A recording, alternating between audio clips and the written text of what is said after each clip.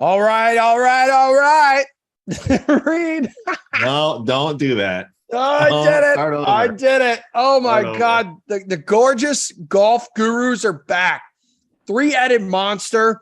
Oh my God. Then Eamon's here. AC on the ones and twos. Like, this is it. This is the handful of father figures within our company back together again. This is incredible. I'm feeling a joy and a warm feeling. The fire in my loins. It's ablaze right now. Geoff, it's good to see you too. Thank you. Thank you for acknowledging my existence.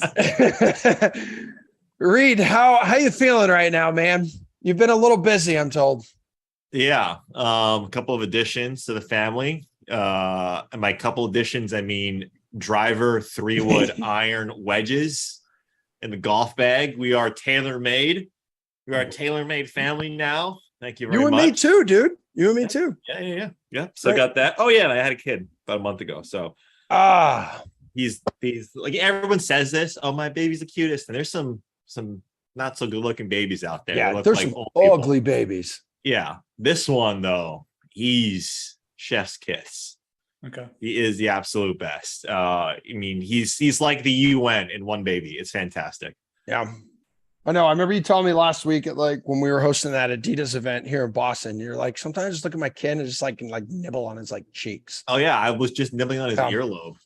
That's special. I do the same with my kids who passed out. I was going to say, it sounds like a scene at Emerson's house on a Saturday night. So. Saturday, Monday through Sunday, Geoff. For sure. I do enjoy, Geoff, some of the great advice that you give Reed in our group chat, our gorgeous golf gurus group chat. It's true. You're doing a great job, Geoff. I need it. I mean, more is coming too. Yeah. Peter pooped on more in the last 4 to 8 hours. I've gotten Peter pooped on more than Louis Oosthuizen has wins in the last few hours. Which is it sounds like Louis dropping a deuce on everyone who's bet him to win the bet for his entire career. Or Will Zalatoris, for that matter. Yeah. We could maybe we should start with that. I mean, this Zalatoris here is setting up very much like Oosthuizen in 2021 right now. It's crazy though, to swallow. It's tough to swallow. I was telling Reed before, I got in on him in play. I thought I was going to get paid off. I know Reed was in on him again. I know half the golf universe on Twitter was in on him again, and I can't really fault him, but he's tailor-made for the U.S. Open. It's just not happening. Here's a couple of things, Emerson, before you interject. It's when Will Zalatoris gains more than 0.001 strokes putting, he should win. This guy gained close to 5 or 7 or whatever it was. It was astronomical what he was doing on the greens in terms of strokes gain metrics. Number 2, that putt on the 72nd hole for Will Zalatoris. Well, really the swing was when he bogeyed and Fitzpatrick birdied. I think it was 15 or 16. Yeah. After Fitzpatrick, and I angry tweeted this out because I was getting perturbed, is that Fitzpatrick would spray his drive into the stand, into the fans, and then it would hit a fan, and it would be in a perfect situation. Yeah. And he would, and that was the hole that I tweeted out. I believe it was 15, where he hit that fan or whomever it was, or whatever it was, and then had a perfect lie. He hit a great shot. So I'm not taking that away from him. He puts it to about 18, 20 feet, and he sinks that putt. And Zalatoris, that 2 or 3 hole stretch, he hit his drive right. Yeah. And that's really where he lost it. I mean, outside of the other parts where, he started off pretty cold, Zalatoris, that's really where I was like, he's got a birdie out basically, or at least 2 of the last 3. And he almost did. He had that incredible tee shot. It was on 16 or 17, the par 3, and then made 16. The birdie putt, right? 16. Yeah. And then we all know how close he got on the final hole, 72nd hole, Geoff. Just missed it on 17. I was like, it's like a miracle in these. And even on 18, Fitzpatrick's drive was very lucky. If that was a foot to the right, he would have had to have played out into the fairway, right? If it was just a foot to the right. And again, luck has to do with it, but Fitzpatrick played extremely well. He was making every single putt too on Sunday. Yeah, I mean, look, there was probably multiple points where I thought Zalatoris was toast on Sunday. I was just like, okay, he's done. And then literally 15 minutes later, he's tied for the lead again. So it's like he's an impressive player, man. Like I'm not even really worried that like the wins for him will come. Yeah, I think that eventually you'll see him. You may even see him do something like I don't know if he'll go through like a Scheffler period, but I don't think he's going to go through like a Finau period either, where he gets like one win in 5 years. So I think you'll kind of see him be somewhere in between that, where I think he'll just turn into like a win-a-year player. I'm trying to think of a good comp for him, like. Maybe he doesn't end up being like the next Justin Thomas or something, but like he's gonna start piling up some wins soon. So I don't know. Very impressive player, man. Like resilient too. Like I said, yeah, he was knocking himself out, but like to see him come back that many times, it's like, the fact it's gonna happen soon. Like you just can't be that resilient and not have it happen. So the duration, the quickness of how he turned around his putting, how quickly he turned his putting around. That's equally as impressive as his ball striking, because it was bad, right? And he still has that weird, when he's inside 3 feet, that thing looks like a crooked letter. Oh God, it's so bizarre, man. It's not good. It looks like Ulrich on the greens, but but like he's turned around his putting in this short amount of time, and that is impressive. Like we always talk about, you can switch it, right? Putting is a thing you can switch from day to day, round to round, week to week. But he now has proven in the majors, let me preface this, in the majors, because if it's a regular slower green event, it's like -6 on the greens. These faster greens, and that's why I kind of don't like them at the Open Championship, because they're not super fast greens. They're, St. Andrews, they're not, that's not really the style, and that's kind of a misnomer. And he's at plus 2,500 right now. But man, I mean, futures on all like the PGA, the US Open, and Augusta, you're probably not going to get a good number on Will, but boy, I mean, he's going to win, like Geoff mentioned. He's Sam Burns style, where he wins in bunches, right? Mm-hmm. He just wins all of these tournaments because it's going to click and he's going to be off to the races. I mean, Ulrich, he looks to be a major championship contender for a long time, and pretty soon, maybe even a month from now at the old course, like he'll finally get the win. Him off there. Like, I don't know if, I mean, again, like, can we get, I know some people have been showing some tickets at better odds than that. But at plus 2,500, like if DraftKings is, we're talking DraftKings odds, like I'll wait. And I think his odds will get bigger, experience such a big thing at the Open. I think you won't see people dive in right away, but the guy's, he's tailor-made for the US Open and somebody's tailor-made for the PGA too. So as Reed alluded to, like you can just keep betting him at those events. I think you may even see him win like a couple majors, at some point, if he can keep this ball striking up. Like the putting will just keep getting more consistent, and you keep putting yourself in those situations. So I don't know. I don't want to sing his praises too much. Obviously we do need to see him close out a couple events, but like, let's be honest. He was probably like in Canadian terms, like a couple millimeters away from winning the Farmers. And I mean, like, again, I mean, he could have gotten himself in a playoff at the US Open. I think he had a putt to win at the PGA, didn't he? I can't even remember. So he could easily have 2 wins this season, and majors too. Yeah. Yeah, that's got to be just gut wrenching, like to be in this position. He looked like he was just, when he curled over, like hunched over, like gripping his putter, his hands gripping his putter. And looks good too. That was the best missed putt I've ever seen. It's got to be frustrating, but at the same time, like for him to be able to go in these new situations, goes to Augusta, almost wins, goes to the US Open, like top 10, like every year, like it's just going to keep building confidence. I mean, I don't know, man. I honestly, I'll probably, the more I think about it, I'm probably just going to bet him at the Open. Like it's, I mean, right now it's trending in that direction. It's a 6 top 10 in a major and 3rd, 2nd place finish in like just over a year. Yeah. So, and I remember, at Augusta's where he burst on the sea, everyone's like, this is Happy Gilmore's caddy.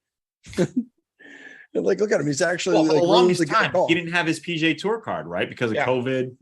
And so it was that one sort of weird ruling, right? Where he just they weren't giving out new PGA Tour cards. He hadn't won. And so he didn't qualify, right, for the FedEx Cup. Wasn't it the US Open where he finished 6th that year? Didn't he qualify for that? I can't even remember what happened, but somehow he got his card through some good finishes. And, BJ anyway, it's not even in the tournament this week, but we've certainly he's not. He deserves to be talked about. I think he was originally right, and he was the WD. He was one of the first WDs. Yeah, and then JT WD today, and we had yesterday Brooks Koepka a WD, who has the same odds at the Open Championship plus 2,500 next month. I know, Geoff, you and I talked about it with Sobel on yesterday, but like, Reed, how surprised were you when you saw Koepka? The reports surfaced, and now Koepka's on his way to live. Not in the slightest. Yeah, not in the slightest. And this is what I've mentioned to anybody who's asked, which is currently my wife and my kid, about Brooks. No, like, how many times do we come on this show, or the millions and millions of shows that we do? And how many times do Geoff, myself, and you, Emerson, say, oh, this coach said this, Pete Carroll said that, or Bruce Arians said this, or Tom Brady said that, right? Brooks Koepka said, oh, it's not about the money.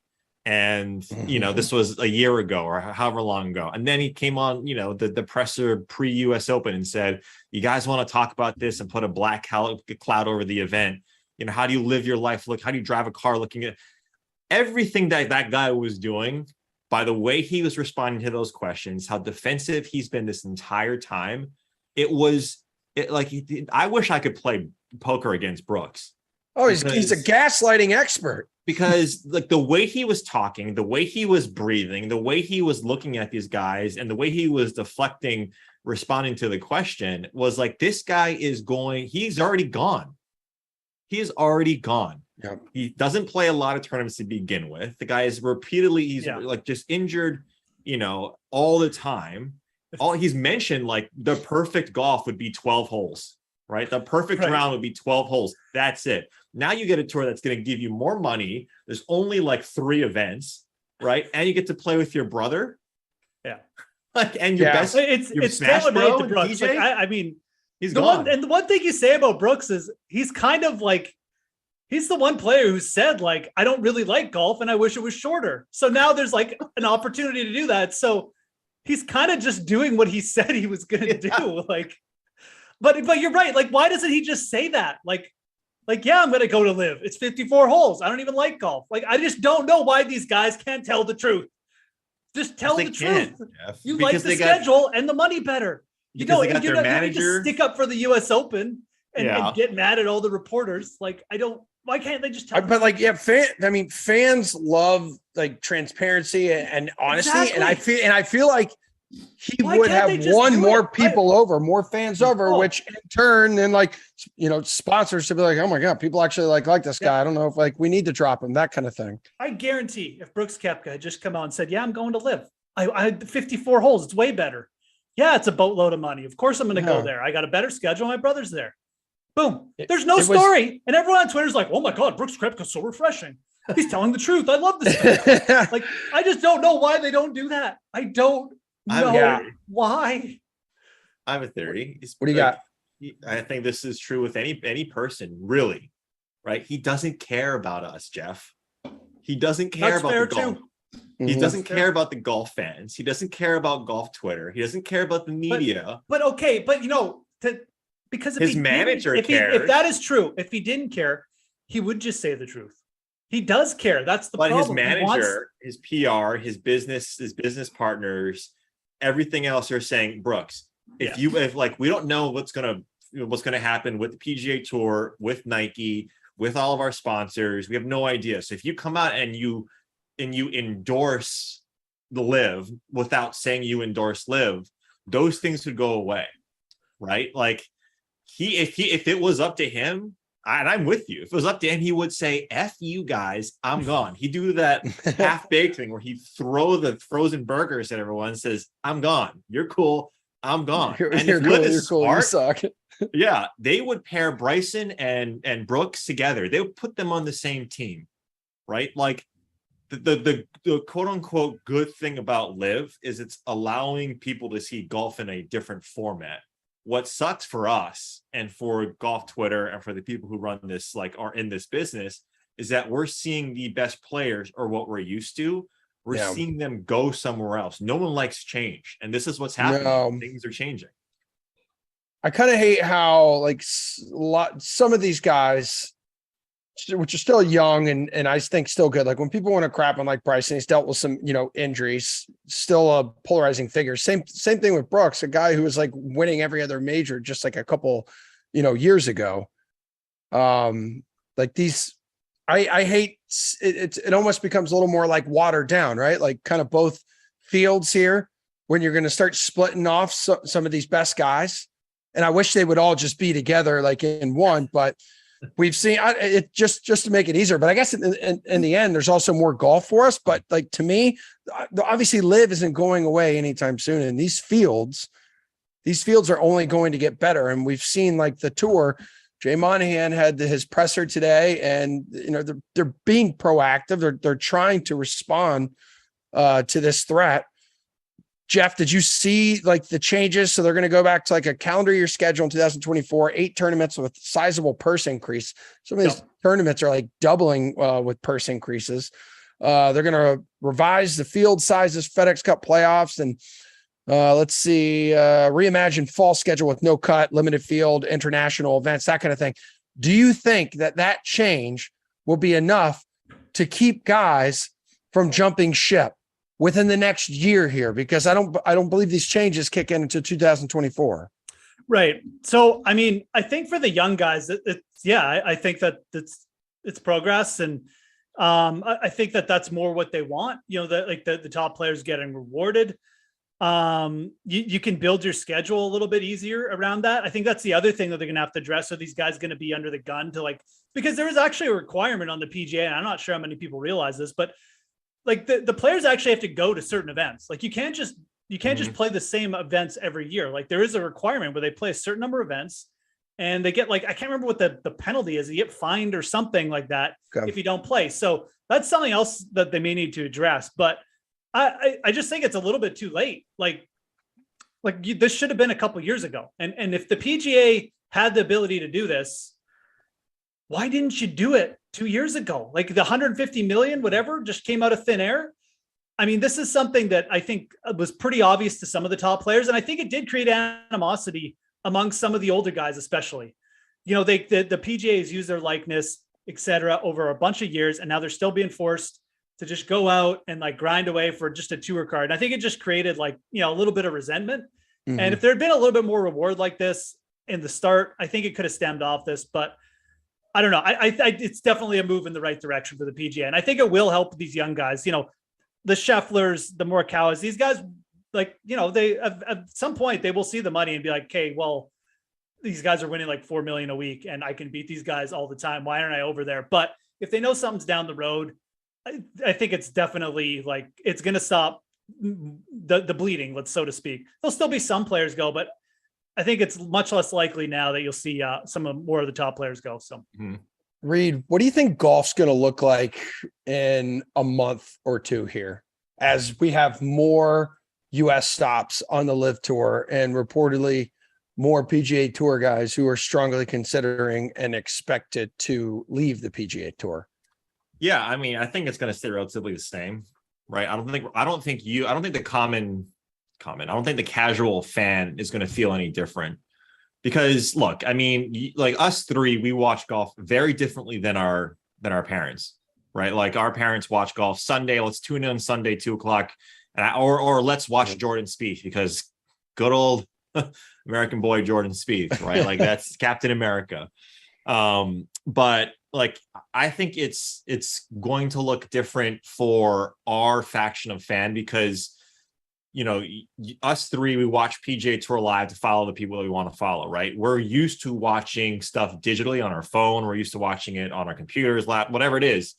We're used to that. Live is really catering towards that type of viewer, right? So that's one. So I think it's going to have those, in a month, if you get more and more players over there, if Cantlay goes, if Xander goes, if more players go over there and they wait out the flushing of the legal stuff. And to Geoff, to your point, to go a little bit off a tangent, golfers have to play in every tournament once every 4 years. And if they don't, they get fined. Right. So Tiger would have to play once in like the John Deere or like Tiger's a bad example because he would just get fined. He doesn't care. But like, right. Like, we're not finding Tiger either. Yeah. Abraham Ancer would have to play in the John Deere once every 4 years, right? Because that would be the rule. Justin Rose has to play in the, the Bermuda every whatever it is. Mm-hmm. But I do think what's going to change for the top guys, especially is like, is it going to be more about legacy when you can set your family up and generations up for like forever until this thing stops? And that's the big thing, right? Is they have an endless supply, and you heard Monahan say it today. Yeah, like, we cannot compete. Nope. The PGA Tour cannot compete with an entity that has an endless supply of money that wants to change the game. And if that's the case for us fans, how do we benefit from it? Well, us three, we bet on Live Golf Tour, the Live Golf Series, the same way we bet on the PGA Tour. And I think what's going to happen too with PGA Tour is they're going to have to iterate on their current product. I mean, they were taking money, and by taking money, they weren't distributing it out across the tour because they didn't have to. Right? There's no collective bargaining agreement. These guys are all independent contractors, and they're going to see, look, the OWGR, the Live Golf Series just submitted to get World Golf ranking points. I don't know if that's going to happen right away. Well, Monahan's on the board, right? Monahan's on the board. So of course his vote's going to be no, but there's 8. I don't know why there's an even number, but I think there's 8 guys on the board that vote. I mean, realistically, like Monahan should be recused from that. Like, there's no way he should be recused, but who knows? A guy like the former, I think it's like a jury, RA, Yeah. It's just a tad bit of bias there. Right? If these guys can't play in majors, then that's the big move, right? That's what Monahan is hoping for, is saying we need to make sure these guys don't get OWGR points. Yeah, which by the way, the Open, was it today or maybe it was yesterday? I said, all the Live guys can play. That was a decision that was still up in the air until yesterday or today. Because it's retroactive, right? They say you already qualified for this tournament. We're not going to say you can't, but the following year, what's his name from the USGA said it's going to be harder and harder for these Live guys to qualify for the US Open. So that's the big bet. If Monahan can sway Augusta, the PGA of America, the USGA, and the RNA to not allow Live guys, then you're going to see guys maybe wait a minute. I think the older guys like the Poulters and the Westmans, they'll just be like, okay, whatever. So you don't want to let me in? Fine. Like, I'm done. But yeah, you will get guys, still in their 30s, even like guys like Louis, Dustin for sure. Dustin's got exemptions up the yin yang right now because he still just won the Masters. So he's good for 3 years anyways. And he plays Augusta forever, of course. So Brooks is still kind of in the same mode, but yeah, eventually there'll come a point where, and this will affect some of the other obviously lower ranked guys like a Taylor Gooch is a great example, Kevin Na, so we'll see that's if they get the world golf ranking points, there's going to be more players going over. I think there'll definitely be more players going over. Well, today, Rory, who we talk about, it feels like every week now because he's just become this face, this voice of the PGA Tour, slamming Brooks and labeling players who have joined the Live Golf Series as duplicitous for the way that they have handled their break, right? He's, I think, referring more to some of the guys who over the past year said, oh, no, I'm with the PGA Tour. It's where my allegiance is. Love them. And then all of a sudden they dart off, and we see Rory now with the best odds in the field this week at the Travelers, tied with world number 1, Scotty Scheffler, both at plus 800. I mean, it's a short number there, Reed. Would you have any interest in any of the big dogs up top here, including Geoff's guy, Patrick Cantlay from last week at the US Open? Geoff betting Patrick Cantlay at a major must have been rough in the Ulrich household. Must have been losing some sleep there. No, look. Well, he lost Louis to Live. Okay. Came through for my DFS lineup. All right, just lay off, Fowler. Look, I Cantlay was one of the guys that I circled for this week. But he was actually the last golfer I left off the card because like I don't think there's anything wrong with him, but there's guys that I like in that area. So the big guys that I like, Jordan Spieth at plus 1,800. I think it's solid. He's already won here. He beat Berger with sinking that bunker shot. I think it was in a playoff. Sanjay plus 2,500. I don't think like Sanjay, just may miss the U.S. Open. They cut the U.S. Open, right? Like a lot that happens to a lot of good players. I think he's still in great form, so I like Sanjay. Seamus Power is there at 2,500, and then Joaquin Niemann at plus 3,000. And what you see a lot with 3 of the 4 guys, I would leave Sanjay off of this next sort of explanation of what I'm going to give, is there's a lot of crossover between guys who've done well on the West Coast swing, and here at the Travelers. You see Dustin Johnson, Harris English, Bubba Watson, Jordan Spieth. All of these players have had positive splits on the West Coast.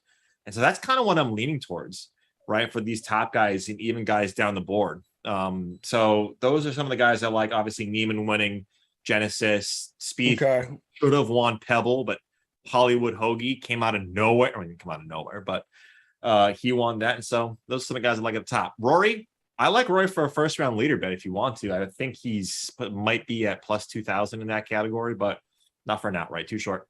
Okay, so I noticed on the DK Sportsbook Twitter account, they tweeted a couple hours ago, people are backing Neiman to win the Travelers too. Looks like that was a plus 3,000 odds, 7% of the handle, 4% of the bets. Currently right now, Reed T. Fowler and Spieth is on there. So is your boy Tony Finau. Yeah, he looked good too. Yeah, so like Ulrich, is there someone towards the top of the board you like?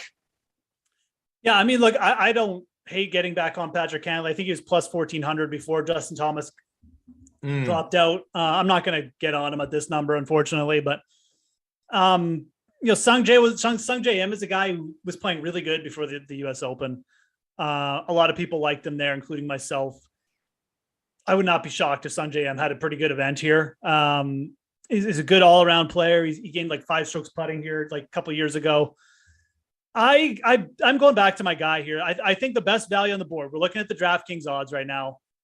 It's still Aaron Wise. Like I don't know what Aaron Wise really needs to do to get respect right now. You look at everything this guy is doing. It's just as good as players like Mito.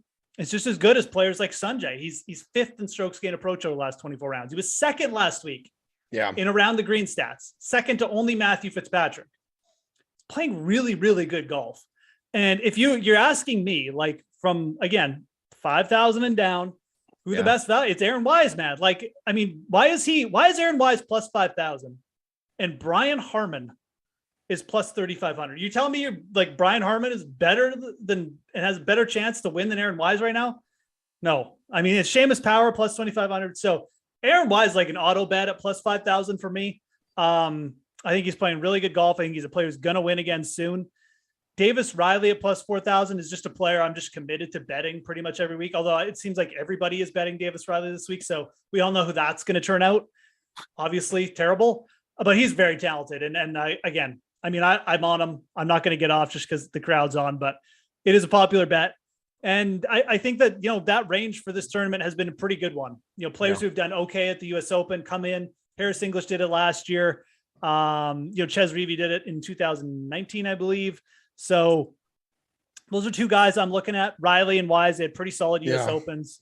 Yeah, he did. Come in. Yeah, where were those U.S. Opens? Yeah, 2019 was Pebble, and 2021 was Torrey. Right, and at the West Coast. Yeah, I agree with your West Coast correlation. We got Paul Greens. I think it sets up for whatever reason. Like you're not wrong at that at all. So, targeting guys with strong West Coast histories, I can get behind that too.